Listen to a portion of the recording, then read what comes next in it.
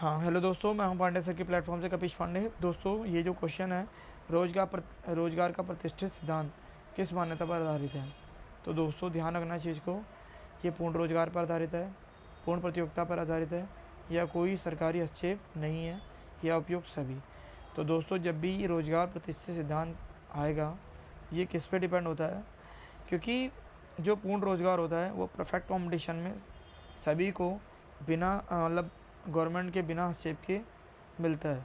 ठीक है, हस्तक्षेप नहीं होता, और ये हर कॉन्सेप्चुअल पर मतलब सही होता है, यानी पूर्ण रोजगार भी रहता है, पूर्ण प्रतियोगिता भी रहता है, सरकारी का कोई हस्तक्षेप नहीं रहता।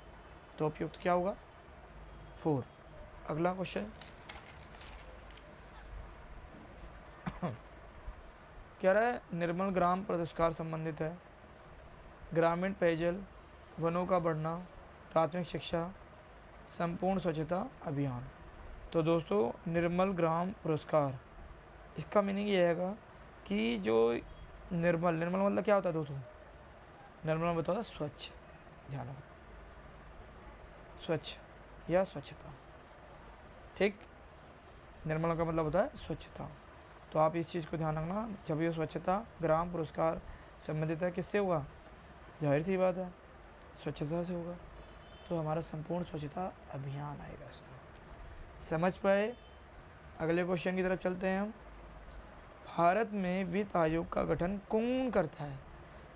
यानी कि फाइनेंशियल कमीशन का राष्ट्रपति करता है, प्रधानमंत्री करता है, वित्त मंत्री करता है, या आरबीआई का गवर्नर करता है। तो दोस्तों वित्त आयोग का जो गठन है भारत के अंदर, हमारा अनुच्छेद यानी कि आर्टिकल 280 के तहत ये मतलब राष्ट्रपति के द्वारा गठित किया जाता है। तो ऑप्शन विल भी क्या होगा दोस्तों? फर्स्ट, राष्ट्रीय ग्रामीण विकास संस्थान स्थित है शिमला में, हैदराबाद में, पटना में, या नई दिल्ली में। तो दोस्तों जो राष्ट्रीय ग्रामीण विकास संस्थान है वो कहाँ पर है? हैदराबाद में। गलती से नई दिल्ली मत लगा देना। अगला क्वेश्चन कह रहा है एकाधिकारी अल्पकाल में उत्पादन बंद कर देगा। एकाधिकारी यानी मोनोपोलिस्टिक शॉर्ट टर्म में प्रोडक्शन सेक्टर को बंद कर देगा यदि उसकी बिक्री कीमत कम हो जाए। यानी कि मैंने कहा अगर जो उसकी सेल्स थी 10 रुपये, अब उसकी सेल्स कितनी हो जाए?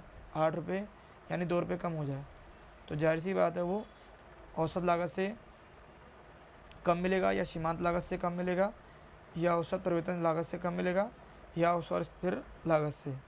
तो दोस्तों कभी भी एकाधिकारी अल्पकाल में उत्पादन बंद कर देगा यदि उसकी बिक्री कीमत औसत परिवर्तन लागत से कम मिल जाए। तो यानी कि ऑप्शन में क्या होगा दोस्तों? थर्ड। समझ पाए? अगला क्वेश्चन है, कह रहा है कौन सा राज्य सबसे ज़्यादा क्षेत्रफल का प्रयोग काफ़ी उत्पादन के लिए करता है? तमिलनाडु करता है, गुजरात करता है, कर्नाटक करता है, या राजस्थान करता है। तो दोस्तों कभी भी ध्यान रखना, जब भी राज्य का सबसे ज़्यादा क्षेत्रफल का प्रयोग कौन कर रहा है? कर्नाटक करता है। इस चीज़ को ध्यान रखना। ठीक है, अब कह रहा है रिकार्डो का तुलनात्मक लागत लाभ सिद्धांत किसने दिया है? आधारित है निरपेक्ष लाभ पर, वस्तुओं के मौद्रिक मूल्य पर, मूल्य के श्रम सिद्धांत पर, या अवसर लागत पर। तो दोस्तों कभी भी रिकार्डो का तुलनात्मक लागत लाभ सिद्धांत जब भी आता है तो वो हमेशा श्रम सिद्धांत पर, मूल्य के श्रम सिद्धांत पर लागू होता है। तो ऑप्शन विल भी क्या होगा दोस्तों? थर्ड होगा। चलते हैं अपने अगले क्वेश्चन की तरफ। कह रहा है आर्थिक सिद्धांत में सेटेरिस पेरिबस शब्द का प्रयोग बताता है। मांग व पूर्ति समान, अन्य बातें स्थिर, पूर्ण रोजगार की दशा पाई जाती है, या लागत और आगम स्थिर है।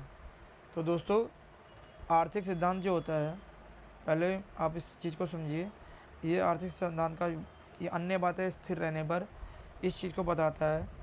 जो सेटेरिस पेरिबस जो शब्द का प्रयोग किया गया है, उन्होंने बताया है इस चीज़ को कि अन्य बातें समान रहने पर, जब अन्य बातें समान रहेगी तो इकोनॉमिक्स जो सिद्धांत है, रूल है, वो हमारा प्रयोग में ऐसा ही चलता रहेगा।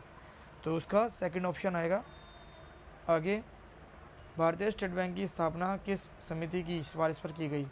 श्राप समिति, हिल्डन यंग समिति, लकड़ावाला समिति या गोरवाला समिति। तो दोस्तों, जो RBI की स्टैब्लिश हुआ था कब हुआ था? 1 अप्रैल 1935 में। और राष्ट्रीयकरण कब हुआ था इसका? 1949 में 1 जनवरी को। ध्यान रखना इस चीज़ को, 1949 में। और इसकी जो सिफारिश किसकी की गई थी? हिल्डन एंड यंग समिति के द्वारा इसकी सिफारिश की गई थी। अगला क्वेश्चन है, सामाजिक द्वैत का सिद्धांत प्रस्तुत किया था? G.H. Boeke, G Myrdal, J.K. Galbraith, R Nurkse. तो दोस्तों, जो सामाजिक द्वैत का सिद्धांत है ये हमारे अर्थशास्त्री थे J.H. बोके। ठीक है। अगला क्वेश्चन है, भारत को अल्पविकसित देश कहा जाता है, यानी कि डेवलपिंग कंट्री कहा जाता है, उसकी नियोजन की आवश्यकता के कारण, या तीव्र गति से जनसंख्या में वृद्धि के कारण, कृषि पर आधारित निर्भरता के कारण, या औद्योगिक प्रगति की मंद गति के कारण। तो दोस्तों, इसमें हमें देखना है कूट फर्स्ट होगा, यानी कि पहला होगा सिर्फ, या पहला दूसरा दोनों होगा, या दूसरा तीसरा दोनों होगा, या दूसरा तीसरा चौथा होगा। तो दोस्तों, इसमें दूसरा भी होगा। जनसंख्या बढ़ रही है धीरे धीरे, क्योंकि जब जनसंख्या बढ़ रही है तो जाहिर सी बात है कंजप्शन बहुत बढ़ेगी, पॉपुलेशन भी बढ़ेगी और रोज़गार भी बढ़ना चाहिए। कृषि पर आधारित हम डिपेंड हैं, ध्यान रखना, क्योंकि कृषि सेक्टर धीरे धीरे इस समय में सर्विस सेक्टर ज़्यादा बढ़ गया है। ठीक है। अगला क्वेश्चन है, औद्योगिक प्रगति पर मंद गति का। तो इसका ऑप्शन मिलेगा क्या होगा दोस्तों? डी। अगले क्वेश्चन की तरफ चलते हैं हम दोस्तों। अगले क्वेश्चन की तरफ चलते हैं। पेट्रोलियम निर्यातकों देशों के संगठन यानी ओपेक का मुख्यालय कहाँ है? पियाना में है, कुवैत में है, अल्जीरिया में या तेहरान में। तो दोस्तों, पेट्रोलियम निर्यातकों देशों का संगठन जो ओपेक है, ये उसका मुख्यालय वियना में है। ठीक है। कहाँ पर है? वियना में है। मानव पूंजी में विनियोग का संबंध है शिक्षा पर खर्च, प्रशिक्षण पर खर्च, स्वास्थ्य सेवाओं पर खर्च या उपयोग सभी। तो इसका ऑप्शन विल भी क्या होगा दोस्तों? डी होगा। जो मानव पूंजी है यानी ह्यूमन कैपिटल कैसे बनता है? अगर वो एजुकेशन होगा, मतलब एजुकेटेड होगा, तो वो विचार विमर्श कर सकता है। स्किल अगर होगी तो वो कुछ ना कुछ अपना हुनर निकाल लेगा। और पहले तो मेन चीज़ है हेल्थ सेक्टर अगर ठीक रहेगा तो जाहिर सी बात है, यानी हेल्थ अगर ठीक रहेगी तो वो ऑटोमेटिक दोनों ही कर सकता है। तो ऑप्शन विल भी क्या होगा दोस्तों? 4। अगले क्वेश्चन की तरफ चलते हैं। क्या रखा है?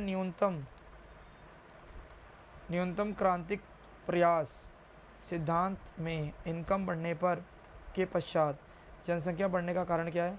ज़्यादा बड़े परिवार की लालसा होना, या मृत्यु दर का कम होना, दूसरे देशों में प्रवासन, मतलब एक जगह से दूसरी जगह पर जाना, बेहतर आहार। तो कभी भी दोस्तों, ये जो लिखा हुआ है न्यूनतम क्रांतिक प्रयास, इसको मैं पहले आपको समझा दे रहा हूँ।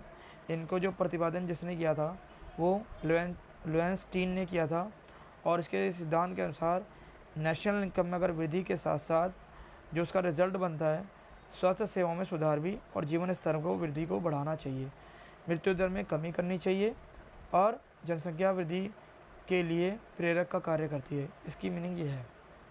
तो इसका जो ऑप्शन होगा दोस्तों, मृत्यु दर को कम करना है। ठीक है। केंद्र सरकार के लिए भारतीय रिजर्व बैंक RBI की निबल साख में वृद्धि दर्शाता है? मौद्रीकृत घाटा, राजकोषीय घाटा, राजस्व घाटा या बजट घाटा, यानी monetary deficit, physical deficit, revenue deficit या बजटरी डेफिसिट। तो दोस्तों, इसका ऑप्शन विल भी क्या होगा दोस्तों? इसमें जो सेंट्रल बैंक के द्वारा यानी RBI बैंक निबल साख को वृद्धि करता है, तो कैसे करता है? अगर वो मौद्री घाटा को दर्शाता है वृद्धि करके, तब वो रिजर्व बैंक अपनी साख में वृद्धि कर सकता है। ठीक है। तो ऑप्शन विल भी क्या होगा दोस्तों? फर्स्ट। दोस्तों वीडियो अगर अच्छी लगी हो तो लाइक करके सब्सक्राइब जरूर कर देना और शेयर कर देना। Thank you.